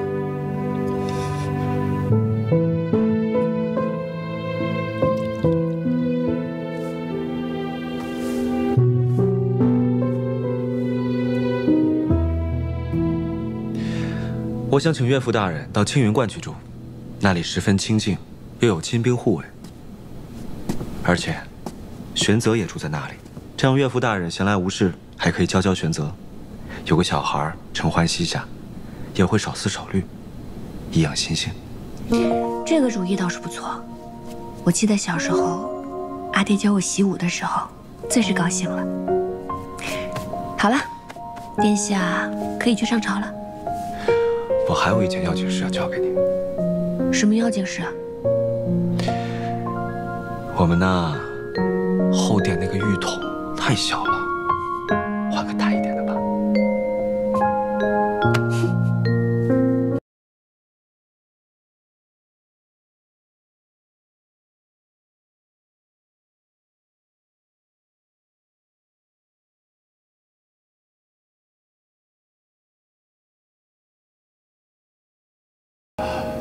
那什么，那个结束，到底是怎么回事啊？怎么又派兵来骚扰瀛州啊？之前不是说好了，以桑河为界的吗？陛下，自打解散崔家军之后，或许结硕以为有机可乘，故又来犯我瀛州。那就派太子去，他不是喜欢打仗吗？但是这次一定要狠狠地打他们一顿，让他们记住教训。陛下，太子殿下身为储君，不宜带兵犯险，还是由微臣带领镇西军前往吧。行，那就你去吧。是。陛下，臣以为裴大将军已有春秋，不如让裴元也一同前往，一路上也好有个照应。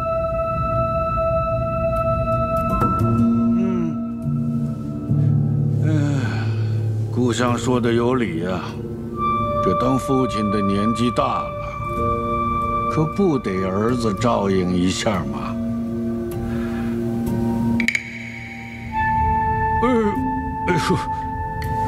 说不得，说不得，现在全身的骨头都疼。这余下的公事，就着太子看着办理吧。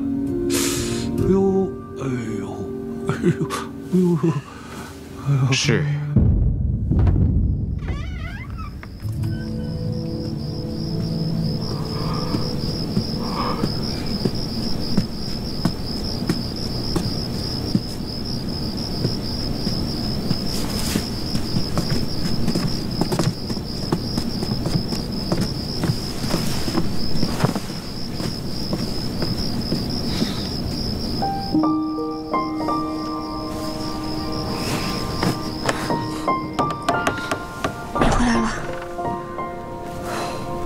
这么晚才回来啊？你都不知道，这裴大将军要出征，兵部顿时多了很多事情。还有，这不是因为大婚的事几日没有去朝中吗？我那父皇居然也趁机偷懒了几日。如今3省6部的文书都已经堆积成山了，我忙到这个时辰，也才处理9牛1毛。那你用了晚膳没有？我想吃涮肉，你跟桃子一起吃的那种。还有啊，人家桃子每次琢磨出新鲜好吃的都会叫耳朵一起，你从来都不叫我一起吃。这有何难？我现在就去叫厨房准备。哎，都已经3更天了，这么晚了，别吃了，不如我们赶紧睡觉吧。不，还是要先吃涮肉。不，先睡觉。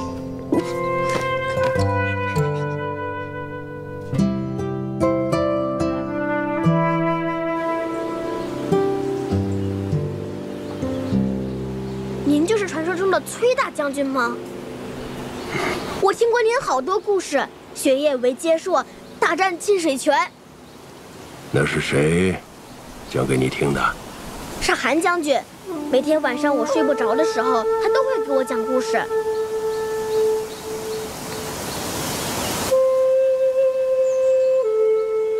崔大将军，您的刀法天下闻名，韩将军教过我一些剑法，我能跟您学刀吗？自然可以啊，来，你看好了。好，来，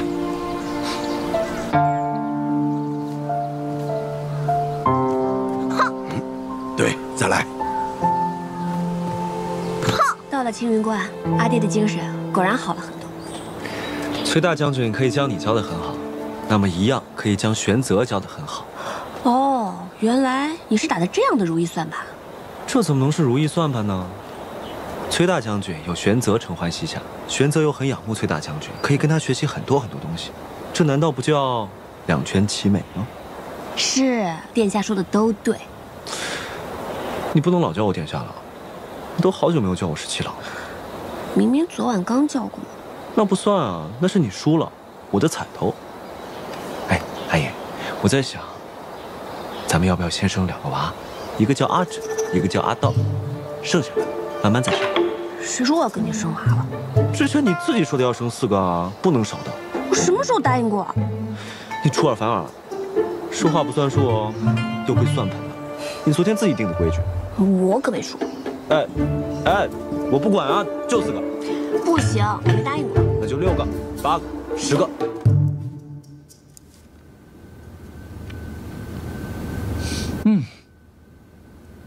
这丰银楼的制肉啊，真是百试不厌。昨天你派去我府上那个厨子，给我做了道新菜，叫烤鹿舌，我吃起来啊，觉得太咸了。但今天一吃这制肉啊，就觉得不相上下。穆先生为了家父的病，十分费心。这杯酒，是我们敬您的。哎，客气了。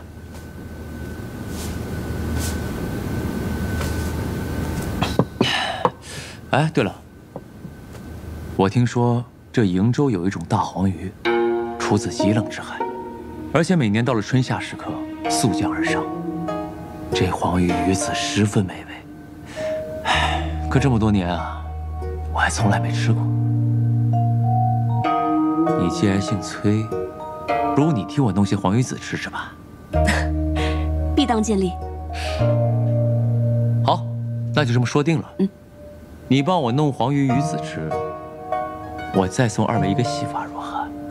真的吗？那可太好了！我一直问阿爹，他到底看到穆先生什么样的戏法，他无论如何也不肯跟我说。世人都说穆先生变戏法犹如神仙，那今天总算能大开眼界了。你是不是喜欢萤火虫？先生怎么知道？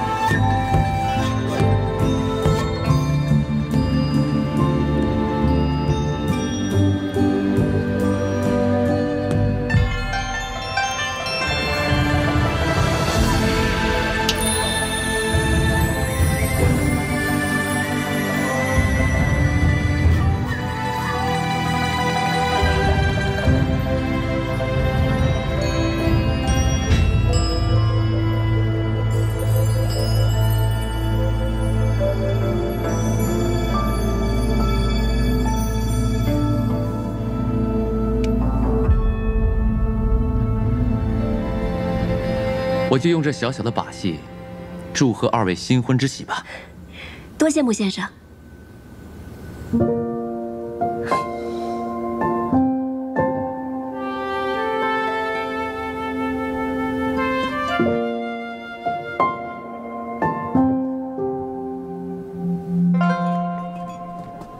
两位，今日吃的可好啊？特别满意。谢过客人。哎，今日南边来了很好的活鲈鱼，客人要带一条回家做鱼块吗？好，那就带一条。客人上次花费重金才买得一条鱼，今日又给了我们若多赏钱。我们掌柜说呀，今日这条鱼是柜上送给客人的。客人上次说家中并无算盘，我们掌柜说呀，这把算盘也是送给客人您的。哦，谢谢了。帮我告诉你们家掌柜，他可真是太会做生意了，不愧是西长京第1酒楼，注定生意兴隆。谢谢客人。客人，您的鱼。谢谢。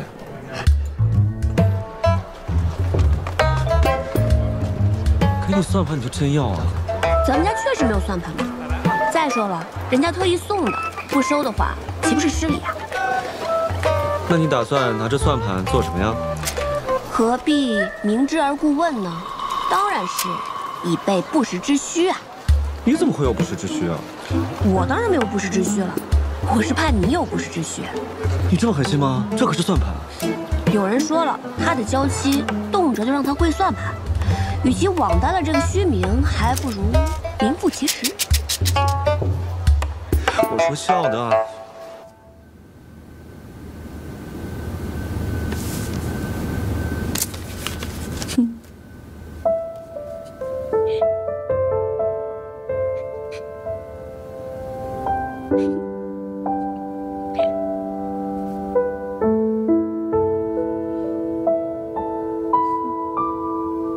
小姐，啊，小姐，桃子，小姐，有件事，我想我必须得跟你说。什么事啊？咱们崔家军现在已经陆续裁撤完毕，留在瀛州等待裁撤的不过数百人而已。皆说犯境，朝中竟令裴大将军带着镇西军的人前往瀛州，并严苛县令，让这数百名崔家军将士即刻卸甲至贝州修筑水渠。据说这贝州官吏十分严酷，对待咱们崔家军的将士如同犯人一般，不仅克扣饮食，动辄还棍棒相加。这些人实在忍无可忍了，于是公推了一名谭副将，从贝州一路逃到了西长京，想要见一见大将军或是小姐。这件事情不要让父亲知道。是。这个谭副将现在身在何处？他是逃出来的，身上还有伤。到了西长京以后，一直在我们崔府附近徘徊。那日我回府里取东西，他认得我，跟了我好长一段路，见我身旁无人，才敢悄悄上前同我说话的。我认得他是从前左营的副将，只是跟从前比，实在是消瘦憔悴了不少。想必这一路定是吃了很多苦头的。他没有文牒，也不敢住店，说是这几日只能在城外的破庙里谋生。小姐，我们要不要把这件事告诉殿下？不，这件事情事关撤裁的崔家军，不要告诉殿下，免得他为难。这样吧，你约一下这位谭副将，去丰盈楼，然后咱们2个人假装去吃酒，先见一见他，然后问清楚贝州到底是什么情况。好。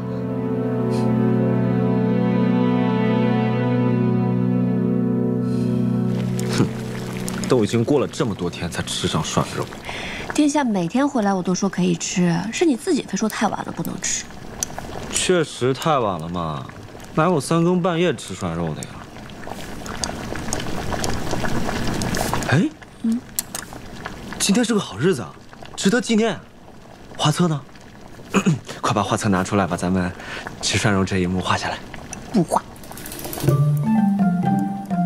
那我自己找。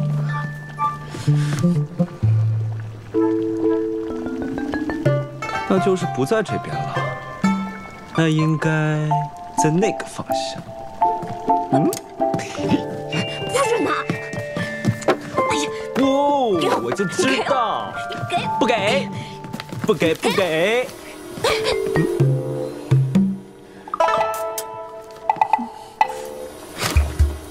怪不得你不肯让我看，你怎么能乱画呢？我分明就没有跪过算盘。你这么画，将来被我们的孩子看到了，那我岂不要被笑死？你现在没有跪，不代表你以后不会跪啊！我这叫未雨绸缪，啊不，未卜先知。你这叫颠倒黑白，不行，这也得撕了。不是，不能撕，我就撕，不能撕，我好不容易画的，就撕，给我。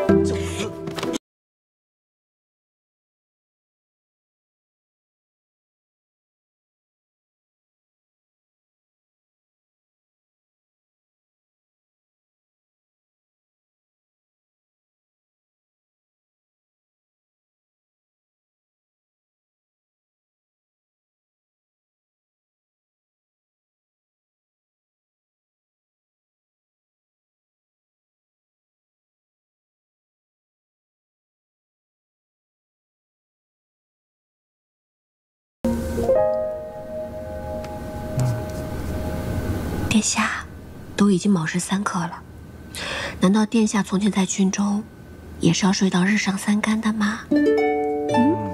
让我再睡一会儿。快起来了，不要让朝臣们等着。来，起。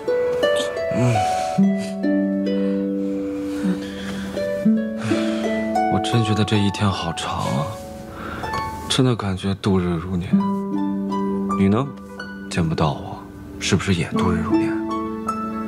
可是你晚上就回来了呀，所以白天也没有很难熬。可是我白天见不到你，我就很难熬啊。好了，你快点忙完那些公事，回来就能见到我了。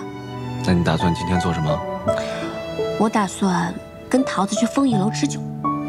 别去丰盈楼了，上次送鱼就算了，还送蒜盘，真是罪大恶极。好了，赶紧起来更衣了。等你抓紧忙完那些公务，一眨眼的功夫就能见到我了。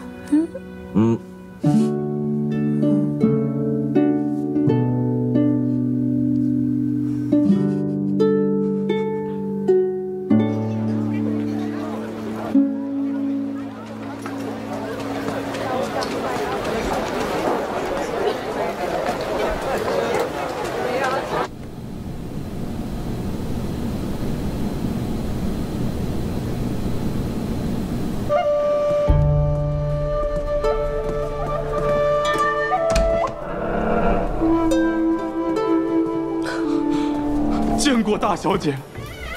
谭副将，属下以为再也见不着大小姐了。大小姐，大将军可安好？父亲一切皆好。啊，属下受贝州400余名原崔家军将士嘱托，进京前来求见大将军。大小姐，我们没有活路了。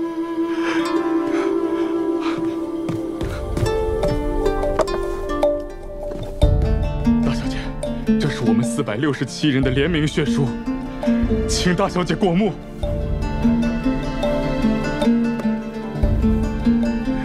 贝州官吏从上到下从来不把我们当人，我们也是忍无可忍，才写下这血书，真是字字血泪呀。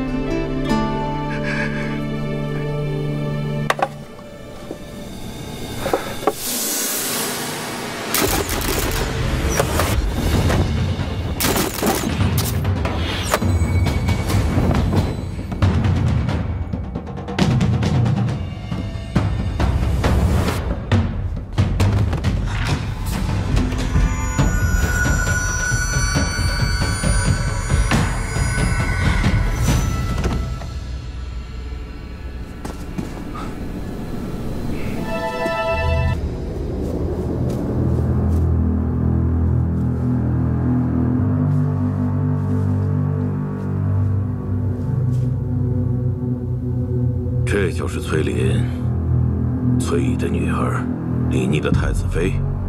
无言，事前我们可说好的，我利用谭副将引出崔林，你们接硕就会帮我把崔林带到此处，暂时安身。然后，崔林归我带走。到时候李逆发现崔林失踪，他一定会四处寻找。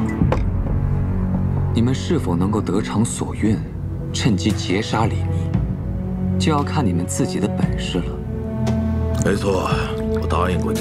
你也答应过我，事成之后就给我真正的神药，让我服下之后，哪怕我以后再也不吃药，也不会筋骨寸断而死。不错，我也答应过你。那你现在把神药给我，我把崔林带走。那他呢？任凭你们处置吧。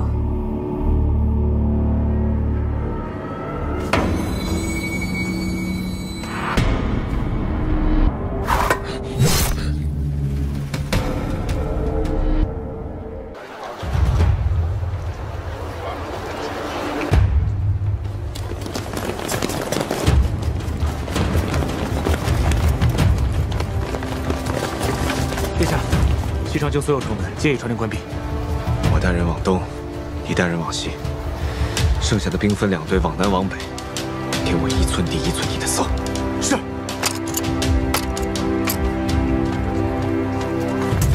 走。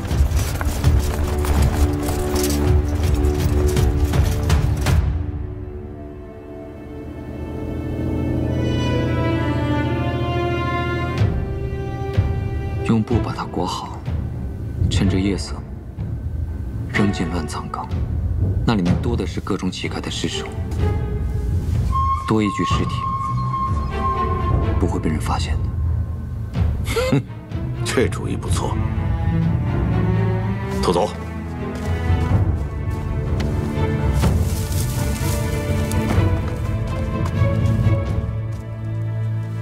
我的药呢？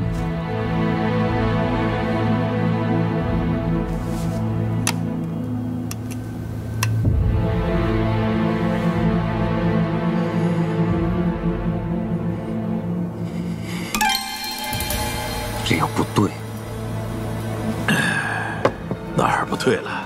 我之前在乌洛那里见过这种药，根本就不是这个样子的。既然你不肯好好上路，那就别怪我不客气。你想做什么？我本来念你曾经是一条好狗，想要留你一个全尸，只怪你不肯好好的把那毒药给吃了。